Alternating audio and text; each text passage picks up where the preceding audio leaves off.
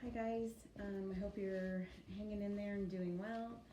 I'm so sorry that this is the way things have to be right now, but if we all have a positive attitude, and we'll all get through it. So I thought I would read a story in case we're getting a little tired and sick of being in the house. So when I'm done too, please let me know if there's another book that you would like for me to read. I'll be happy to do that. Assuming I have it, but then I can always look it up on my iPad too and read it. So here is one of my absolute favorite books. It is also one that my daughter and I used to love reading. So please excuse my dog if you can see her in the background. And here we go. Just One More Story by Dugald Steer and illustrated by Elizabeth Mosing. Once upon a time, there was a little pig who loved listening to stories. "Please," said the little pig, "read us a story before we go to bed." "What sort of story would you like?" asked Mother. "I want to know about the olden days," said the little pig, "when pigs were kings and walked in golden gowns." "Pigs were never kings, and they never walked in golden gowns," the little pig's sister shouted. "That's just stupid." "They did so," said the little pig. "You listen." And Mother Pig began to read The Pig Prince. Once upon a time, when pigs were kings and walked in golden gowns, there was a pig princess who went to play near a fountain every day. One day, while she was playing, she lost her golden ball. Suddenly, a little boy appeared. "I can find your ball," he said, "but you must make me your friend. Let me sleep in your straw and share your royal swill." The pig princess thought boys were nasty and horrible, but she wanted her ball back very badly, so she agreed, and the boy fetched it for her. The next evening, the pig princess was enjoying a delicious dinner of turnip swill when there was a knock at the gate, and a voice cried, "Pretty pig princess, I helped you find your ball. Let me in your sty to share your swill and all." The pig princess saw that it was the boy who had helped her. "Ugh," she said, "the very idea of a dirty little boy sharing my trough is disgusting." But her father, the king, said, "That boy helped you, and you promised to be his friend." So the boy came in and ate from the princess's trough. Then he said he was tired and wanted to sleep in her straw. The princess didn't want to let him, but she knew she had no choice. By morning, the boy had vanished. In his place was a fine, handsome pig prince. The pig princess could hardly believe her eyes. "I was enchanted by a wicked witch," said the pig prince. "She turned me into that ugly boy. But by being my friend, you have broken the spell." The prince and princess were married and lived, of course, happily ever after. The end. "And now it's time for bed," said the little pig's mother. "But I'm not tired yet," said the little pig.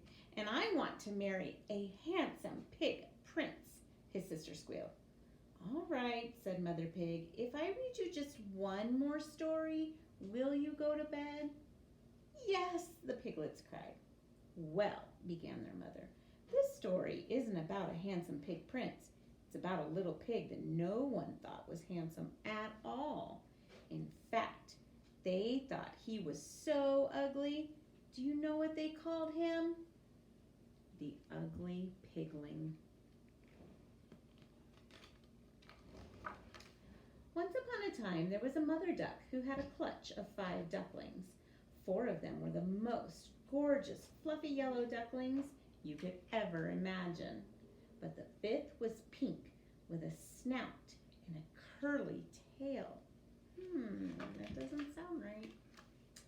"He's terribly big for his age," thought Mother Duck. "I wonder if he's really a young turkey, as everyone says." Mother Duck brought her brood to the pond for swimming lessons. All the ducklings took to the water immediately, even the pink one, although he didn't quite swim as gracefully as his brothers and sisters. Well, that duckling's no turkey, thought his mother. The next day it was time for quacking lessons. Mother Duck let out a quack, and each of her ducklings copied her. But when it was the pink duckling's turn, instead of a quack, he let out a loud oink. He's not a duckling, everyone cried. He's an ugly pigling, and he doesn't belong here. And with that, they drove the poor little pigling away. That's so sad. Tired, hungry, and lonely, the ugly pigling walked for days looking for a new home. But there wasn't a single bird who would look after him. "Get lost, you ugly pigling," they would shout as soon as they saw him. Poor pigling. One day the ugly pigling arrived at a farm. Then there he saw some pigs. The ugly pigling went up to them and said, "I know I'm only an ugly pigling, but could I stay and live with you?" "An ugly pigling," they cried. "You are the most handsome young pig we have ever seen." And from that day on, he lived happily ever after. The end.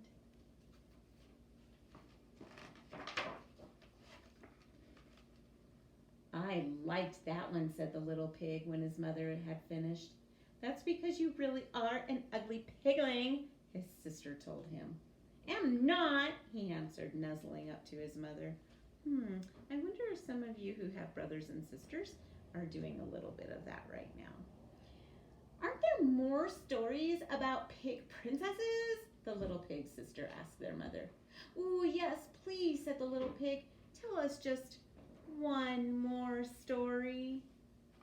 "Just one more then," his mother replied, "and then it really is time for bed." So Mother Pig started to read Pigorella. Once there was a pretty little pig called Pigorella who had two horrible stepsisters. The king had organized a special ball for his son, the prince, who was looking for a wife. Every unmarried sow, or pig, in the kingdom was invited, but Pigorella wasn't allowed to go. "You have far too much work to do," said her stepsisters. When her stepsisters had left, Pigorella sat down and cried. But just at that moment, who should appear but her fairy pig mother. "Pigorella," she said, "you can go to the ball. Here's a gown, a pair of shoes, and a coach. But be careful, for when midnight strikes, they will all disappear." Pigorella had a wonderful time at the ball. Her stepsisters didn't even recognize her. She danced with the prince, who told her she was the most beautiful pig ever. The night passed very quickly, and in no time, the clock began to strike 12. Poor Pigorella ran so fast to catch her coach that she lost one of her beautiful shoes. The prince soon found Pigorella's shoe. "I will search the kingdom for her," he declared. "The pig whose foot fits this shoe shall be my bride." And he searched far and near, but he couldn't find Pigorella. Finally, the prince arrived at Pigorella's house. The shoe didn't fit either of her stepsisters, but just as he was about to leave, he spotted Pigorella. "You must try on the other shoe this shoe as well," he said. Pigorella slid her foot into the shoe. It was a perfect fit. So the handsome prince and Pigorella were married, and they lived, of course, happily ever after. The end. Mother Pig could see her two little pigs were getting very sleepy, but they still didn't want to go to bed. She wondered how she was ever going to get her children off to sleep. "Please," said the piglets. I know, said Mother Pig. Just one more story.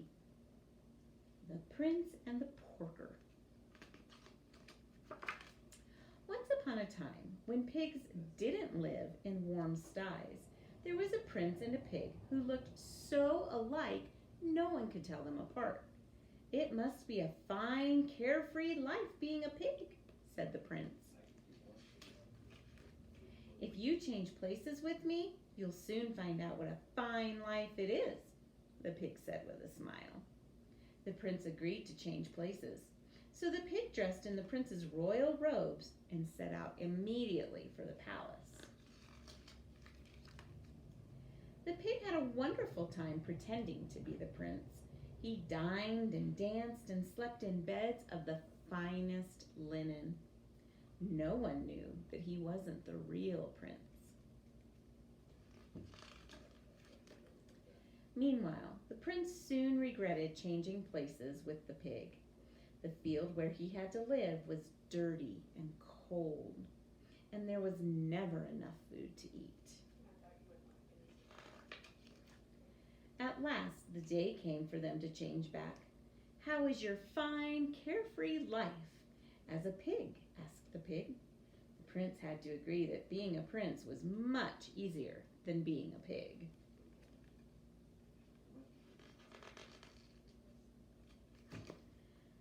So that same day, the prince granted the pig the special title of Lord Porker, inviting him to live with him at the palace. He also ordered sties to be built throughout the kingdom and declared that no pig should ever live in a field again. And the pigs lived happily ever after. The end. And that is the story of how pigs came to live in sties, said Mother Pig.